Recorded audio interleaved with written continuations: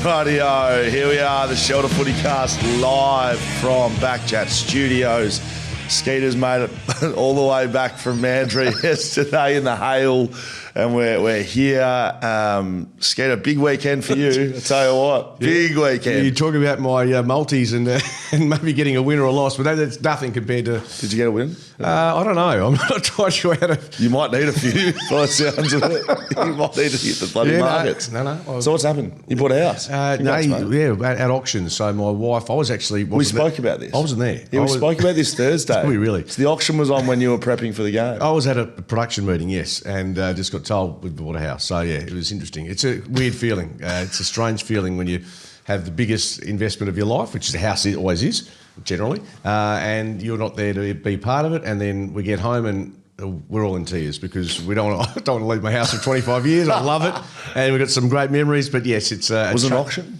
It was an auction, which can be quite intimidating, apparently. Vic would have cleaned them out. No, she had a very good support person. I'll give Dan a shout out, who's a family friend, and he was outstanding because it is quite intimidating, apparently.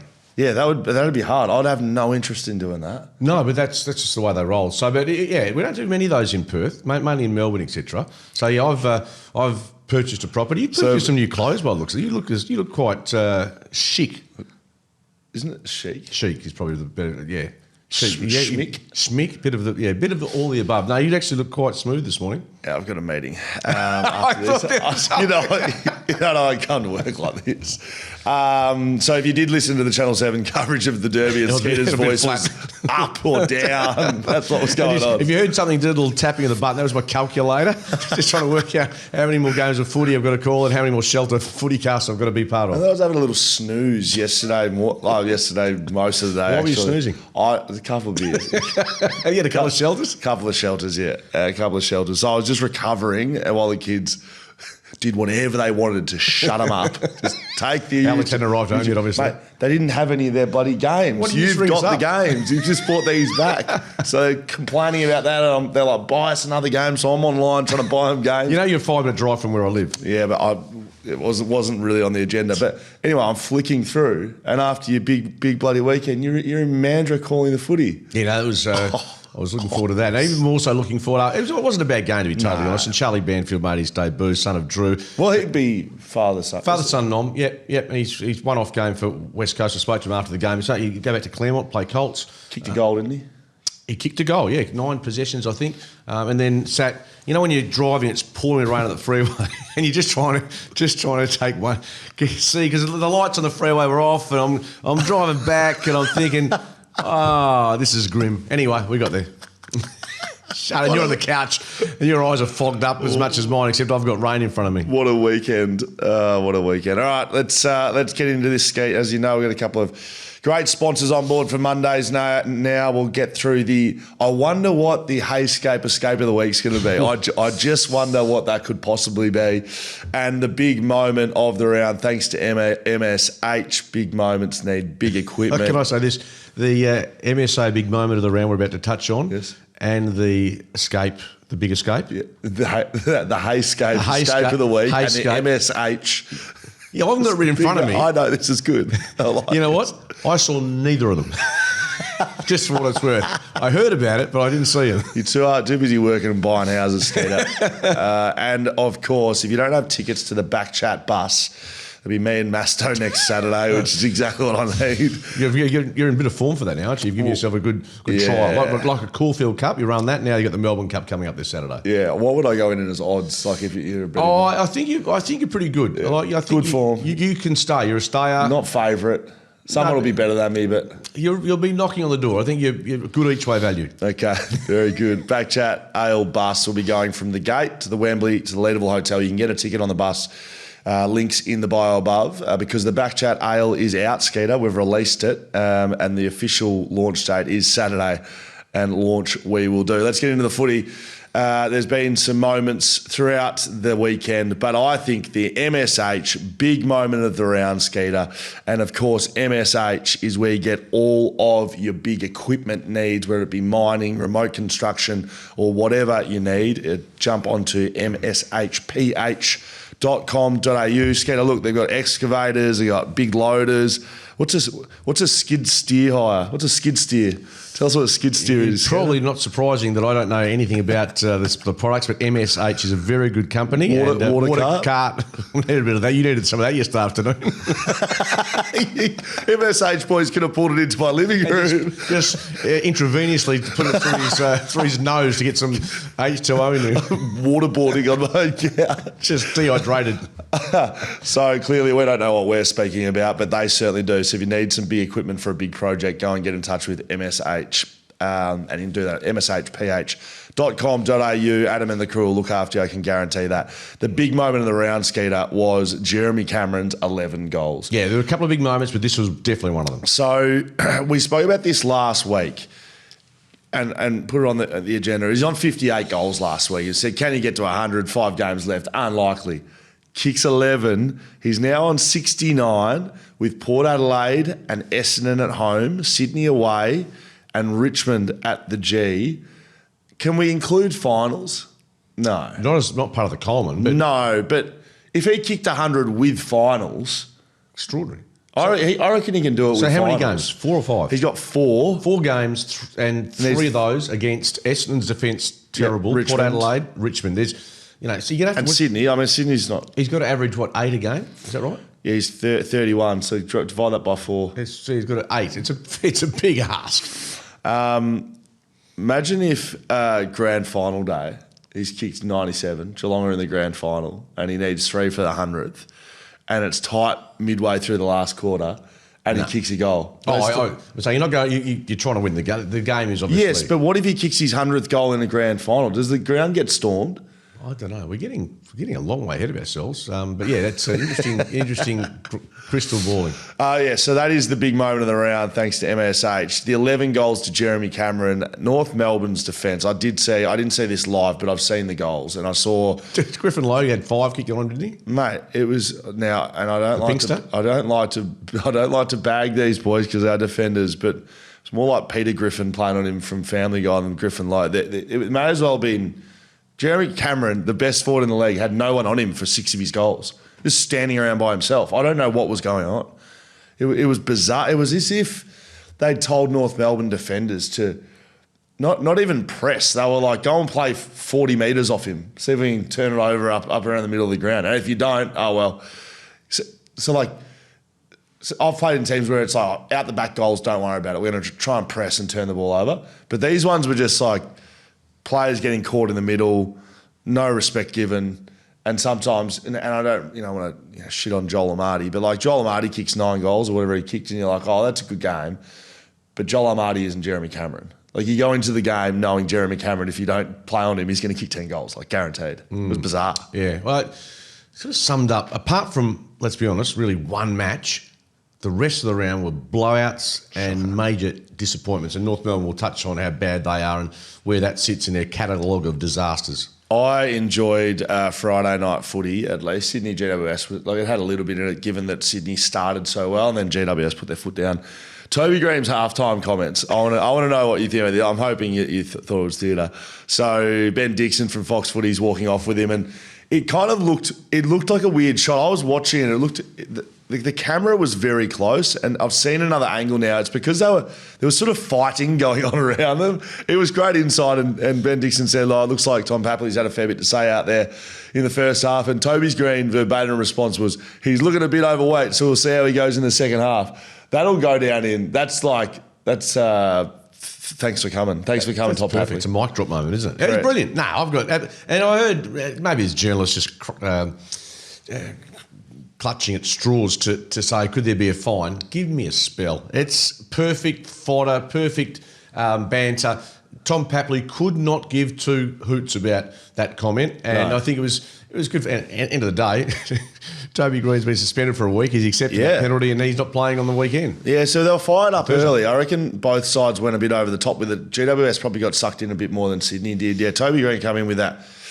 Yeah, it was just unnecessary. Was that the forearm I saw? Yeah. It was It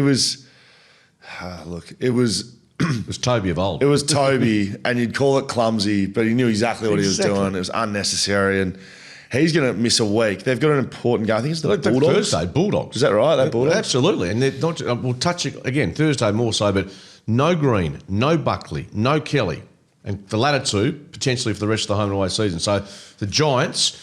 That becomes a pretty tricky game now. Why is Stephen May appealing today or tomorrow? Well, he was concussed so he wasn't going to play last week. He's going to what is it? So they're appealing it. Appealing. Well, I think there's that notion that. So they're appealing the 3 weeks that he got. Yes. Right. So the appeal wasn't held last week because why? Because I think in part because he was not going to play anyway with concussion. So right. I don't know whether they couldn't schedule it. Either way, it's almost irrelevant in the sense that what have we got 4 games to go. I think it's more just the ethics or the look of being suspended for that action. I think they're just making a statement, an expensive one. Alex Pearce went from 3 weeks to 0. So he can't do that. He can't go from 3 weeks to 0. Because you saying? You mean? Well, he's already missed one, and whether he was missing with a concussion or not, yes, you can't go from 3 to 0. So all you can do is get down to. If he gets down to one, I suppose, then he can play this week. Yeah, but Melbourne are irrelevant anyway at the moment. Thank you very much, Skater. Do you want to talk about in the game or right now with Simon Goodwin? I think Simon Goodwin could get sacked after that game. I think, well, he's the guy with the list and the premiership next to his name, which always gives you some grace, that feels, I would think, more heat than anyone. I mean, if Bevo and the Bulldogs missed, but he's re-signed, so there's no issues there. I think you're right. Simon Goodwin's a guy that probably, if there's going to be a shake-up at the end of the season, he and Michael Voss are the two that are looking over their shoulder. It just, the way that played out in the last bit, but the last quarter, it was, I always say it's both ways. It's not just the coach's fault. Players, whether it was fitness, whether it's mentality. They had a lot of leaders out there, Melbourne. It wasn't as if they were leaderless. Like their midfield was Viney, Petrarca, Oliver, Gawn. They're all premiership players and senior leaders. There was a fair bit of coaching in that. It didn't look like they were able to park the bus enough. It didn't look like they had the system. And then when it really came down to it, they didn't know what they were doing. Didn't know the rules either. And it was bizarre. 9 goals. I'm going to call it quite simply the miracle at Marvel. What? Instead of going through all the machinations, it was a minute of mayhem and a miracle at Marvel. Mayhem at Marvel? You can take your pick, and you can throw in Milera. We'll get into that moment in just a little bit. Skeet got 8 out of 9 in the tipping this week. Tell you what, the only reason I got 8 was because St Kilda came from the clouds. But yeah, I missed one. I missed the Lions who become vulnerable for a top 4 finish. But the ladder predictor, tell you what, there's doing some work at the moment. I got 7 out of 9. So and there was a couple of perfect scores in the shelter tipping. Cos Coconuts and Straight Shooter Shaggers, 9 from 9 with a 0 margin. What does that mean? I'm pretty sure Hammer owes him a slab of shelters. I'm pretty sure that's what it means. He was running his mouth over at BackChat, so I think he owes. Hammer running his mouth off? Yes, correct. That's very unusual. And so those two are the winner of the tipping because well done. One of them will be this sole winner because it comes back to total yearly margin. I'll have to chase that one up. Hey, who wins a flag from right now? I'm going to ask you each Monday until fair question. It happens. Who wins the flag as we see it today? The other team we haven't talked about, and that's because they haven't been there for a while, Adelaide's playing the best footy at the moment. But will they win it? Question mark. Well, let's both have a tip for the flag, and we can change. We can change absolutely. every Monday. I still think Collingwood's well placed. So Collingwood, that's a very conservative call, but I think they're better placed than I think they've gone through a couple of weeks of just down footy. I'll stay with them at the moment. I'll go to the Giants, if that's okay. Giants. Yeah, no, it's just interesting you'd say that, given the injuries they've got. The match on Thursday will be, if they win that, then... What injuries? They got Sam Taylor. Sam Taylor? Yeah. Oh, no, is Sam Taylor injured? I don't know. No, Buckley's out. Dylan Buckley. Jack Buckley's Sorry, out. that's who I meant. Buckley, Kelly and Green suspended. So there's 3 significant names they're taking on the Bulldogs at Marvel. So if they win that... Yeah, maybe that's a poor selection by me. But you could, seriously... We talk about how bereft we are of competition for, spots 9 through to the bottom in terms of competitiveness. But the top 8 at the moment, there's so much that could happen. You could get 14, maybe 15 wins and still miss. Really? 15, and you could still miss. I've punched it into So who could do that? Like Freo? Freo, GWS, Hawthorn, all those teams on. Fremantle could finish with 15 and miss, apparently. That's the ladder predict. I'll put the chat G. I thought it was GBT. It's GPT. And you know, told me that I was wrong. Oh, anybody. No, literally anyone. Ben Cousin goes, I think it's chat GPT. I said, no, Cuz, come on, it's GBT. Okay, maybe I'm thinking of Great Britain. I don't know. Anyway, that's a learning curve as well for me. Perfect. Great. Absolutely brilliant. Thanks for that. Well done, Cuz. Shelter Brewing Co., the beer that we can't get enough of. Will Schofield, Mark Redding, Shelter FootyCast.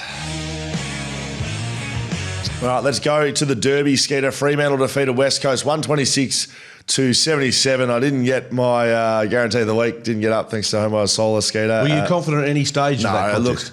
Look, mate, we could have sat here and said, Freo's going to win the Derby and they're a better side. At least you got something to bag me about. No, I do nothing about it. Just sometimes there's other certainties you can roll out. You've rolled it. So the two you've rolled out so far have been Hayden Young definitely won't play against Collingwood. So you'd missed that by a fraction, and Eagles to win. Okay. What was your guarantee? My guarantee, I think it was Derby related, but it was pretty bland. A West Coast player won't win the thing. Yeah, that was pretty poor, man. It was poor actually. You're right. 36 shots at goal, the equal most scoring shots for Freo had in 10 years. The highest score of the season, isn't it? But they were, it was. But they were a bit erratic. It could have been way bigger. Yeah, and to be fair, like weeks prior to that against Hawthorn, against Collingwood, they were better in front of goal, and that's when it mattered. So look, I think they'll address that. But if you're getting 36 shots at goal, that's in my opinion, that's good, and you just got to tidy up some of the efficiency. I thought it was a really boring game. I didn't think much happened. It hasn't been a great derby for years, Scully. No. I'm serious. It has not been a good derby for that long, and the intensity wasn't there. I can't disagree with you. And the result was almost preordained. To fair to Fremantle, they played really good footy. Hayden Young was outstanding through the middle. Andy Brayshaw, I think, was he the bridesmaid again for the Glendinning Allen medal? Yes. Yeah, so he had another enormous game. I don't think we need to break down too much of this. Suffice to say that Harley Reid, apart from playing some pretty good footy during the match, his season looks like it's over with the syndesmosis. So that's one that, any chance of them winning a game for the rest of the season becomes problematical. Correct. To say the least. Yeah, I mean, so that's a disappointing way to end your season. Hayden Young winning the Glendinning Allen medal is a big moment for Freo. I spoke to him after the game for Fox, and I said, mate, how did you feel out there? How's the body? He said, feeling really good and, strong as ever. I said, you're looking pretty tired there. At the start of the last, he's like, yeah, it's, trying to get back to that speed. I think he played 76 minutes. I was watching him closely because at 3/4 time, when you have to talk about stuff on TV and you got to sort of bring something to the table. I was sitting there with nothing for 10 minutes to go in the third, and I was like, I've got nothing to talk about here. Like this is. And so I thought I would say, well, they need to sub Hayden Young out. So I sort of did this package on Hayden Young and get him out of the game before he does something. So I was watching him closely, and he was tired. But I said, how did you summarise your game? He goes, oh mate, it was pretty scratchy. It wasn't that good. Mate, he's had 23, kicked three goals and won the medal. If that's scratchy Hayden Young, but you're not going to say as a player, you're going to say, oh yeah, I was braining it out there. You're but right. Yeah. You're so, right.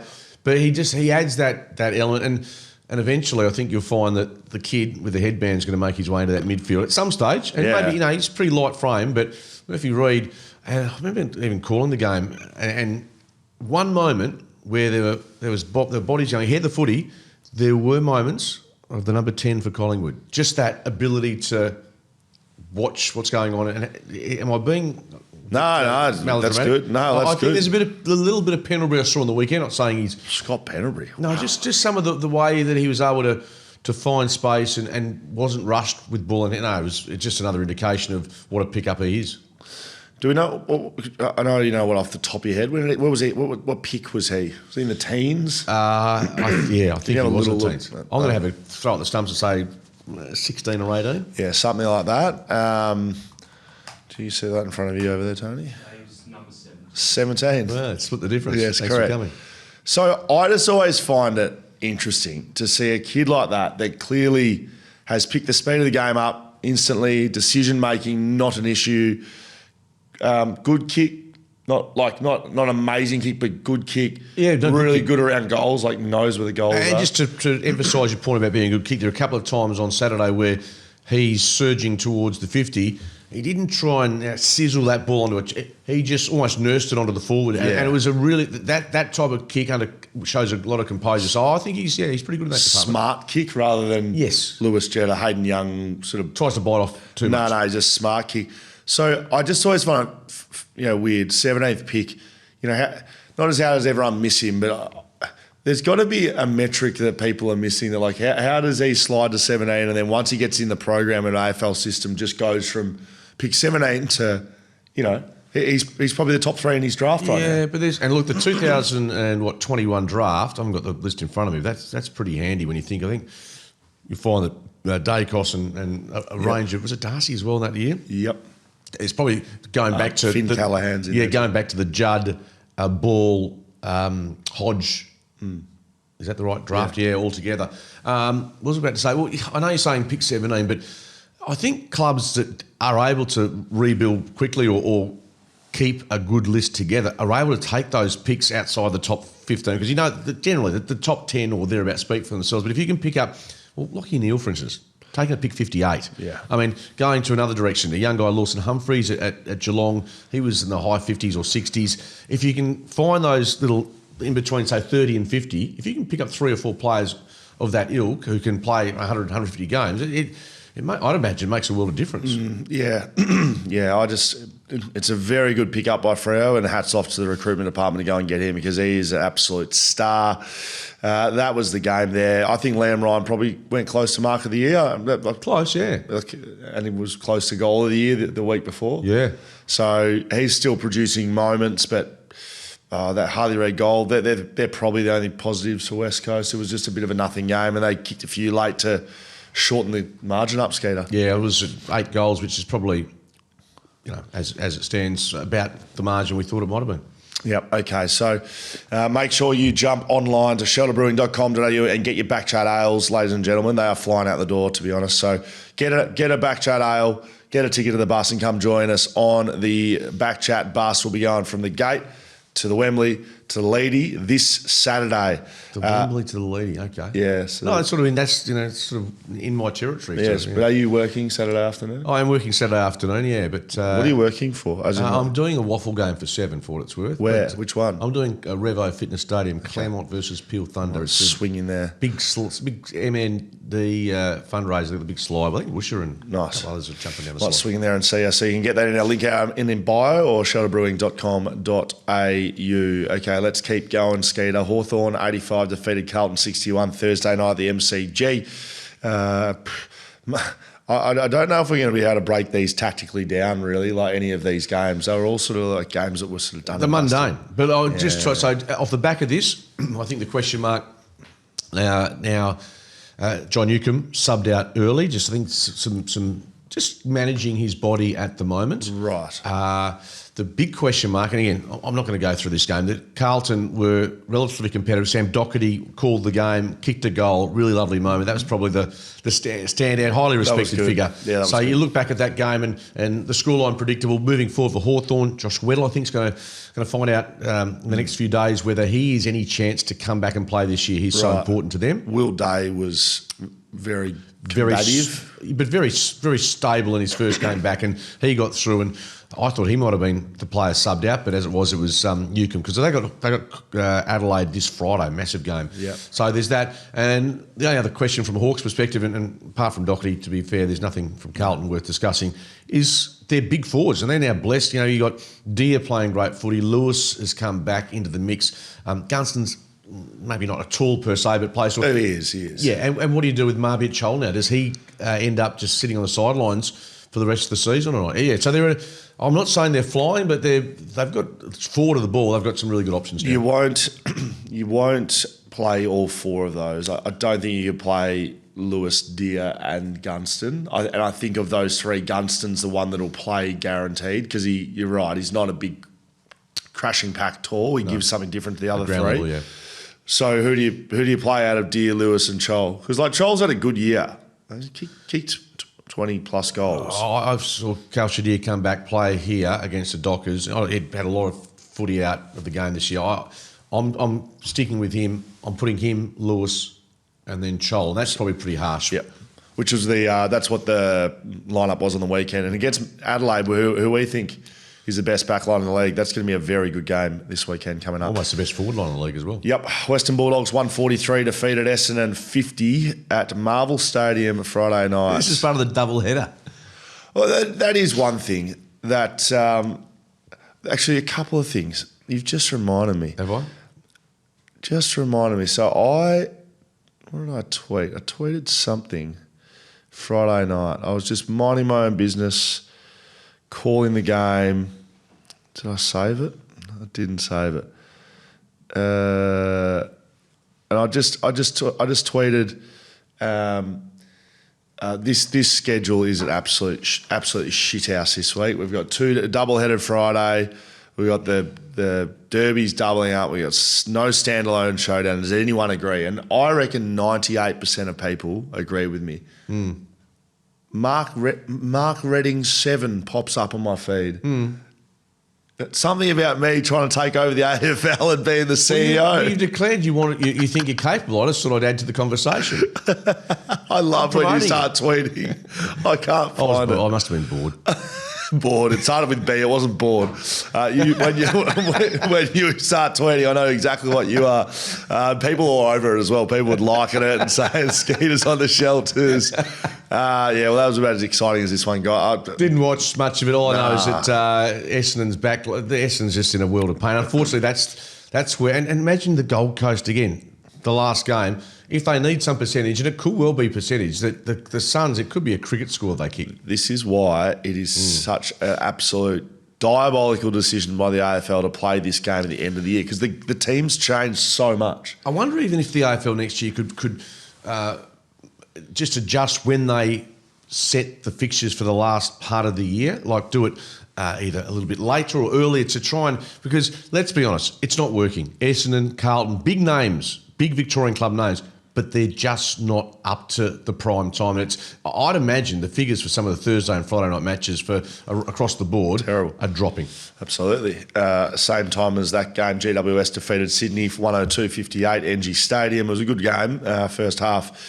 Sydney were all over. GWS, 35 points. They were up by a little bit into the second quarter, and then GWS went 12 goals to 1 in the second half. Across multiple sources in the media, players said that the halftime spray Adam Kingsley gave was the biggest and best they've ever heard. I would love it if there's footage or vocals of that. I'd love to see or hear it, because I feel like he could have given absolute ripping one. Finn Callaghan was the guy that really lifted, and he was getting tagged by James Jordan, and it was basically irrelevant. James Jordan could not go with Finn Callaghan. He was too powerful in his legs, and he had 21 touches and a goal. He was instrumental in the third quarter. Yeah, big game by him. He won the Brett Kirk medal. GWS go on, and Sydney are done for finals. Yeah, they are. You summed it up pretty well. Not much more I can say. Suffice to say, the injuries for Sydney and for the Giants, should I say, and that suspension. They're in the mix, and their best is still very good. But yeah, a couple of concerns I've seen this year where they've conceded big leads. They've been able to obviously fly home and win matches, but they've got to be careful against good sides. You don't start like that in big matches, because they're not going to give you a second chance. Yep, absolutely. But you're right. Josh Kelly, Jack Buckley are both out with calf strain, so they'll miss probably the rest of the year. Home and away season, yeah. Yeah, that is bad news. Can I take that back? They can't. No, I'm going to say you can change. You can just change it next week. Most likely. Yeah, I'll stick with them. Gold Coast 130 defeated Brisbane 64 in a blowout, bloodbath. Saw none of it. I just saw the score at the end. What happened in this? Yeah, well, the rain came as I predicted to you last week, Scully. Wasn't that the guarantee of the week? I guarantee you rain there, and it wouldn't. Some bloke texted into radio, didn't he, and said, "What about the wet weather on Saturday? How's that go?" Wasn't a cloud in the sky, and I said that, and you suddenly thought I was trying to be, So did it rain or not? Yeah, of course it rained. It was raining. It was lots of rain, and the reigning premiers are in trouble. That's all I can say. After that, that was a big statement win. And let's just break this down. The Gold Coast Suns, I think if you're looking at a duo midfield combination, Raul Anderson has to be close to best in the business. That was just another example. And Noah Anderson's just an absolute gun. They We had 33 to goal. Real had 37, which included 14 clearances, 12 tackles. well, they're playing finals now, aren't they? That's essentially means they're playing finals, and not just playing finals. They had the hiccup against Adelaide. They've lost, and then, to be fair to Dimmer, he came out and said, "Look, every one of my good sides I've had have had a kick up the backside or something to that effect." Hasn't Freo beaten Gold Coast this year? Yes. Yep. Up there, absolutely. And I bumped into someone outside the Derby on Saturday night who was very bullish about them at the Dockers being a premiership contender. So I think it's pretty open. Where was it, Alex Pearce or Justin Longmiller? No, it was someone from the other side of the encounter. It was a West Someone Coast from a person. West Coast person. Yeah, talking them up. And that in a very they've been good. complimentary way. So, back to the Suns. Outstanding win for them. And look, I guess in many ways, it's what Brisbane now can come up with. They've got a huge game against Collingwood on the weekend. Yes. They are, suddenly, they could drop as low as sixth if they drop a couple of matches in the next... Brizzy? Yeah, which is significant. I've lost a bit of confidence in them winning the flag. Even before that, I just don't know whether they are playing to the same level. Yeah, maybe not, but we are still 4 weeks out from finals even beginning, so if they can get there in the top four, they're always a chance. Geelong 150 defeated North Melbourne 49 in just a diabolical display of defence. And playing by North Melbourne, look, Nick Larkey's not playing. I give him that. Did Cherry play? Cherry's not playing. Yeah, so two big outs, and they clearly don't have the depth to cover that. But does that excuse a 100-point loss? Because that's what it is. They haven't lost by 10 goals. They've been uncompetitive. It was 77 inside 50s to 36. They've still got a good midfield in there. Bailey Smith did what he wanted with 43 disposals. Jeremy Cameron did what he wanted with 11, and Patrick Dangerfield had that much enough of the footy that he decided to sub himself out and have a kebab on the bench. Little Suvalaki just to... seriously. Not the first team not giving it... Yeah, but it's not... he just would have been that bored, and it's like, someone get me some food. This is garbage.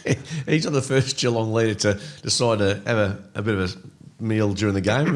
You were playing the game that Bomber Thompson was, I think, just having a burger, and we just found it all hilarious. I don't know why people make a big deal of it. It's eating food, but maybe I suppose it's like you're in the workplace, and we just don't see coaches getting down. It is funny we don't, though, isn't it? Yeah. Because it's a long game. You're allowed to eat. Do you know what I mean? Like, I know you're shoveling in the meat pies up in the media centre at half time. Yeah. Well, that was probably half, or was it during the Because he's got to speak to the players at half time. Yeah, exactly. There's no ad break. I think no ad break for the coaches. Don't worry, mate.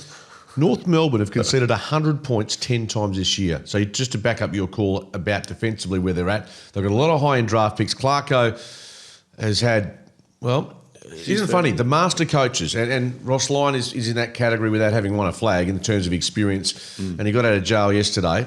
But Clarko, let's be honest, how do you rate his impact on this club in terms of wins losses? I'm saying. Well, shit. Yeah. If it wins losses. Yeah, it's terrible. Not much has changed. They've got some good young quality there now. So they haven't been able to land a big fish, have they, in terms of free agents? And that probably is going to continue because they're not a destination club. They've been able to keep their good players, but yeah, I don't know how they get better. I don't know how North Melbourne get better. Can Geelong win the flag? Well, yeah.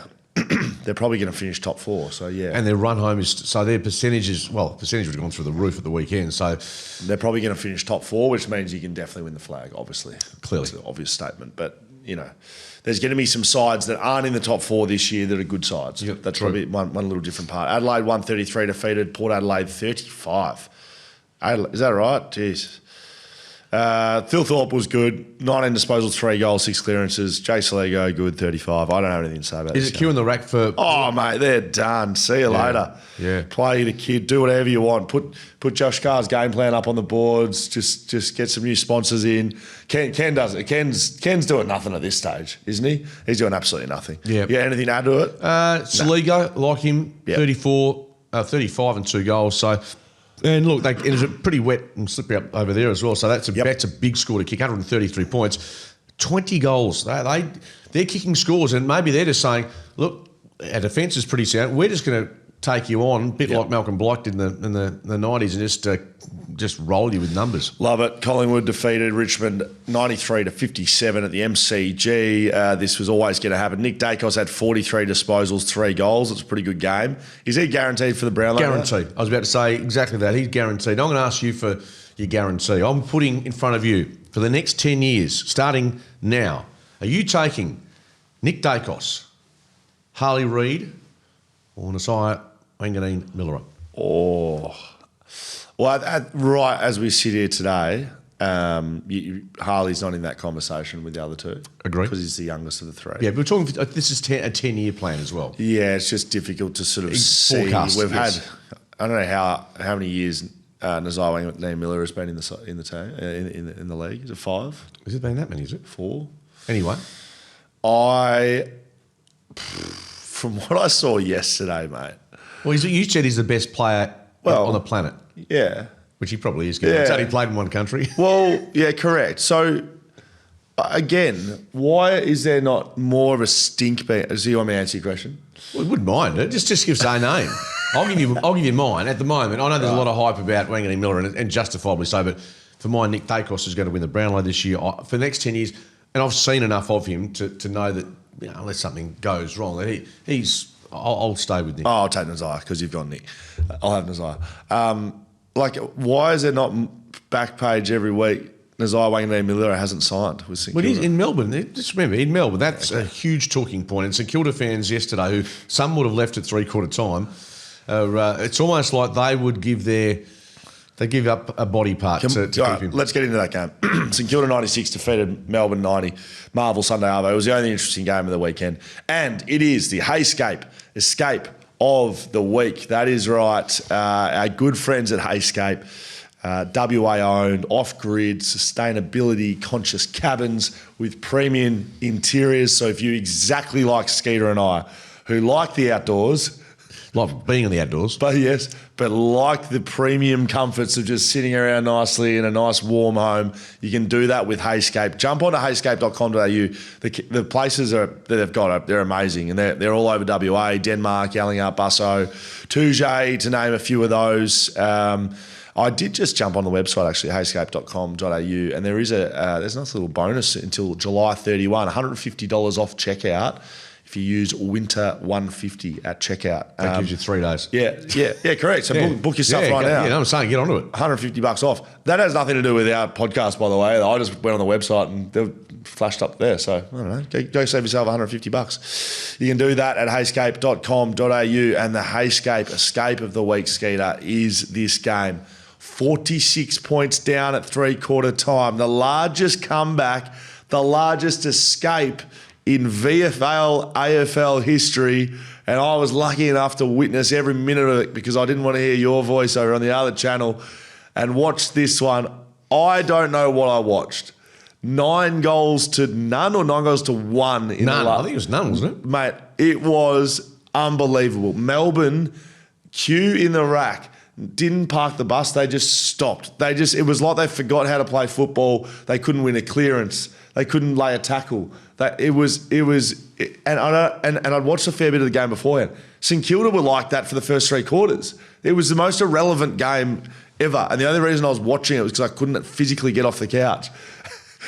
And they have just come back with that. And Nasiah Wanganeen-Milera, 34 disposals, 4 goals, 2 of which were in the last 8 seconds of the game to win. Not alone draw, to win. It's the greatest escape in VFL history, AFL VFL history, thanks to Heyscape. Yeah, so from 3/4 time, I know it's St Kilda's best ever comeback. Is that the best ever from 3/4 time? Because there have been margins in excess of 50 points. 3/4 time comeback. Yeah, that's. But given it's that, it makes it the best comeback, mate. Like you could be 80 points down at whatever the comeback is at quarter time. But you got 3 quarters to do it. They did 46 points in the last quarter. Yeah, and it brings back memories of I think the Eagles down in Geelong in 06. Yes, that was a significant deficit. I reckon that's one of the ones that's passed. Was it? Yeah. So.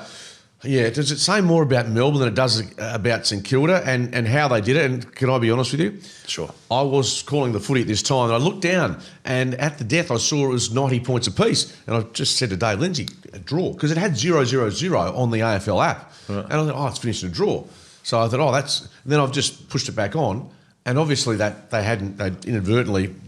put the time clock down to 0. And then I see St Kilda, through the 6-6-6 rule, infringement, have received a free kick. So if we're going to break it down briefly, how often do you see those free kicks given? Well, I guess how many warnings do you have to get before you get one? Well, you get one warning. So they were both on warnings. And then, so to talk you through it, take it back a little bit. It was at the other end of the ground. There's a minute to go. Yep. It was in Melbourne's forward line. Yes.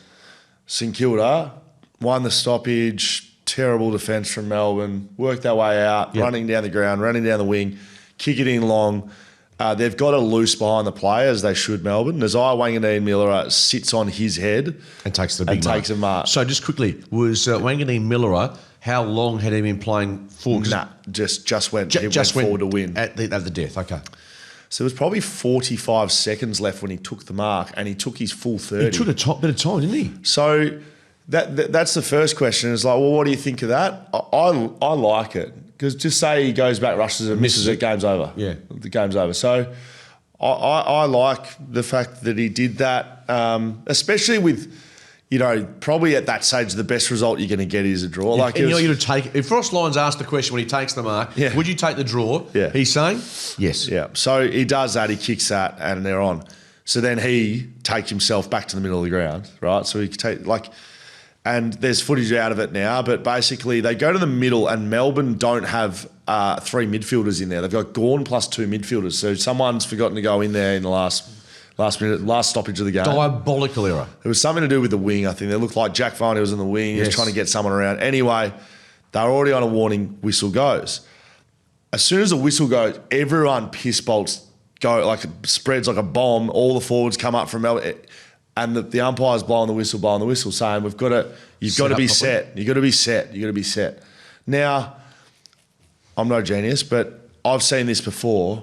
Being set doesn't mean you have to stand like a contest. Max Gawn likely has to be in that circle, but the other 3 midfielders could have quite easily been at the back of the centre square. They don't have to go and stand in the middle of the circle, standing on their men. You just have to have 6 in the forward line, 6 in the middle part, and 6 at the back. So there's both midfielders are up near where the ball's about to be kicked from. Jack Viney's standing in the middle of the wing while his man is off behind him in Caminiti. Wanganeen-Milera points to the forwards, gets them to go the other side. And they do it beautifully. The vision shows how deep they were, and Wanganeen-Milera had so much space. And to be fair, Ryan Marshall, who had the free kick, brilliant kick, you've still got to give him a lot of credit for spotting up his man. But Nasiah Wanganeen-Milera, they had, I think there was over 60 seconds to set this up, and they just... Was it that long? Mate, they had 60 seconds. It took them... Because when the first whistle went, the entire field acted as if it was about to be kicked, and then everyone had to go back. Melbourne had to sort their shit out in the middle. So Melbourne had that long... They had a minute, yeah. They had a minute to get there, and they were still pulled apart. Like, the Monday morning meeting in the Melbourne, watching that... It'd be grim. I guarantee you it'll be watch yourself, take notes on yourself, and then stand up the front and present what you could have done better. Because every one of them just butchered it. Jake Bowie was standing in no man's land, turned his back to the game as the ball got kicked in. Cozzy Pickett just let Matt Wanganeen-Milera run past him, was sort of just standing in the middle of the centre square. Viney, who's a leader, had no idea what he was doing. It was high-level elite from St Kilda, everyone on the same page, and Melbourne, a complete rabble. And it was brilliant to watch. Do you think other clubs, because of a lack of perhaps knowledge or practicing of under those circumstances, would make the same mistake as Melbourne, or do you think that was just unforgivable? Unforgivable. Again, that 666 wasn't in that long, but even me watching it, I'm like, what are these mids doing? Why aren't they standing at the back of the centre? Why is Gawn there? Why don't you stand there, small mid in? It would have taken one person to lead. But they didn't know. They didn't know the rules, obviously. I don't know what they were doing, mate. They were rattled. They just had 8 goals kicked on them to lose an unlosable game, and it was draw. They were rattled. They're completely gone, and they lost it.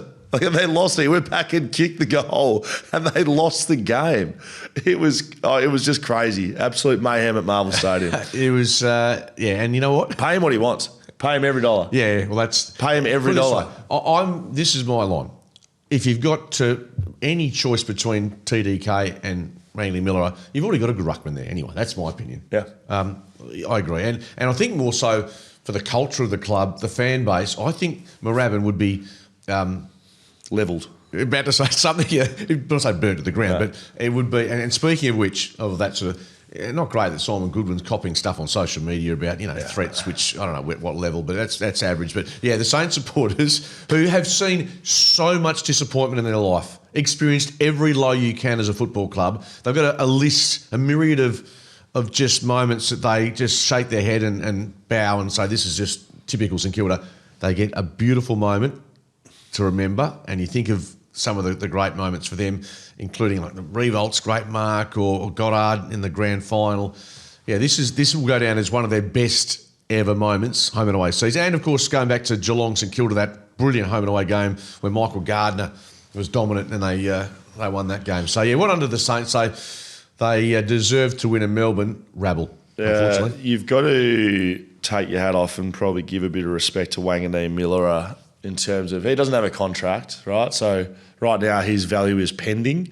Would he if he's agreeing to staying, wouldn't you do it this week just to keep the buzz going? 3 of the 4 last weeks, he's had 43 and kicked 3 behinds against the Hawks.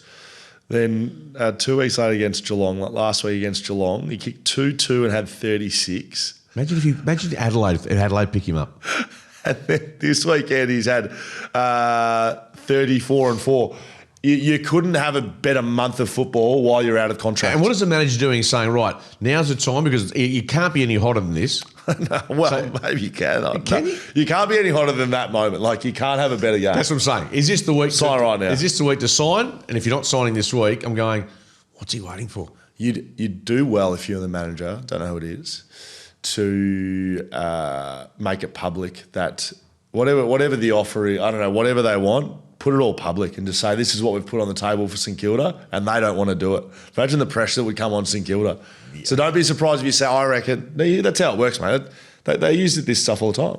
Yeah, I don't know. Maybe they've got a better, like maybe it's not going to be publicly played out. Hopefully the relationship between the two parties is such that they're probably just hopefully haggling over what sort of car he's going to get, or I don't know, anything that might just fatten up the paycheck. Yes, correct. All right, that's us, Skeeter. Questions and comments from our audience. Let's get a couple of those, Skeet. If you do want to get in touch, shout out FootyCast on Insta. You can put the comments in the YouTube below or send us an email, footycast@backchatstudios.com.au. Skeet set the Thursday night crowd attendance line at 20K, by the way. Ended up being about 1.5% off the number. Very impressive, Skeeter. Yeah, I try to do my best with those sort of predictions. This is from Dan Solar on YouTube. Scully, you need to realise once a man reaches a certain age, they naturally become obsessed with the weather. Look forward to it in 20 years, mate. Well, mate, Carl Langdon's got me covered. He has the radar on when he's in bed. Like most of us have their phones on something else. He's got the weather radar just tracking everything. So this is from just for the people on YouTube, and I would like to make an apology, and I think you I would like to make an apology for you, and I think you should probably put your hand up and make a proper apology. Oh, so you're not apologising? This is all about me? That's not a real apology from me, but I'd like one from you. Did I miss Skeet's kick from the pocket or something? No, you didn't. In jeans and sneakers, I'd imagine. Oh, well, I think you need to.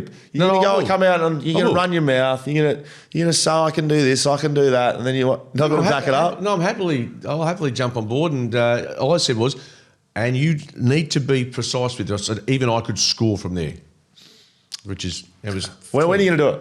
Oh, we can. When's the day? Take your pick. No, you take your pick. I can do it Thursday. Thursday. Just have to go Thursday. Get some remedial work done on the hamstrings and the calf. Remedial work.